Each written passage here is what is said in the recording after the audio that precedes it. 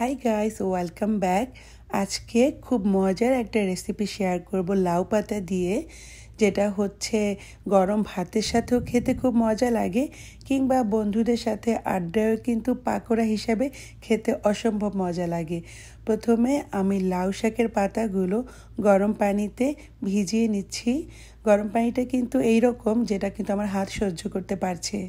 এরপর পানি ঝরিয়ে নিচ্ছি। পাতাগুলোতে পানি ঝরাতে ঝরাতে এখানে আমি 1 কাপ মসুরের ডাল বাটার সাথে পেঁয়াজ কুচি নিয়ে নিলাম, আর নিয়ে নিলাম একদম মিহি কুচি মরিচ, আর দিয়ে দিলাম 1/2 চা চামচ হলুদের গুঁড়ো, 1/2 চা চামচ মরিচের গুঁড়ো, দিয়ে দিলাম 2 টেবিল চামচ চালের গুঁড়ো। এরপর একটু মিক্স করে নিচ্ছি।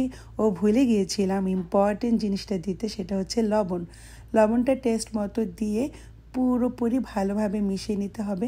আমি আরেকটু লবণ দিলাম, কারণ টেস্ট করার পর দেখেছিলাম পরিপূর্ণ হয়নি। তো এরপর লবণ দিয়ে মেখে নিলাম।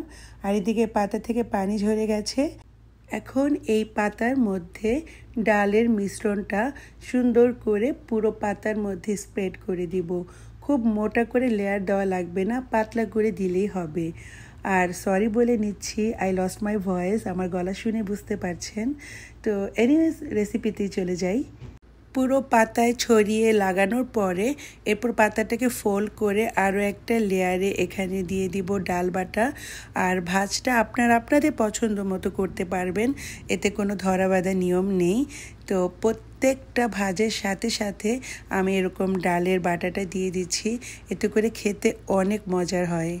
পুরো ভাজ হওয়ার পর এখন এই দিকেও আমি ডাল বাটাটা দিয়ে নিব। এই পিঠ দেওয়া হয়ে গেলে এর পরের পিঠেও আমি দিয়ে নিব। ব্যাস হয়ে গেল একটা সুন্দর পাকোড়া। এই পাকোড়া ভাজার জন্য খুব বেশি তেল লাগবে না, তবে তেলটাকে আমি খুব ভালোভাবে গরম করে তারপরে পাকোড়াগুলো ভেজে নিচ্ছি মিডিয়াম লো হিটে। কারণ যদি এটা আমরা হাই হিটে বা মিডিয়াম হিটে ভাজতে চাই, তাহলে দেখা যাবে ওপরের ডালের লেয়ারটাই ভাজা হয়ে যাবে, ভেতরে যতগুলো লেয়ার দিয়েছি সে ডালগুলো কিন্তু কাঁচা থাকবে। তাই মিডিয়াম লো হিটে একটু সময় করে ভেজে নিলে প্রত্যেকটা পার্টে ডালগুলো কিন্তু প্রপারলি ভাজা হবে।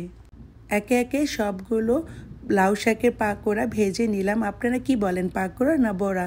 যে যেটাই বলেন, অসম্ভব মজার রেসিপিটি এখানেই শেষ হলো। বাই।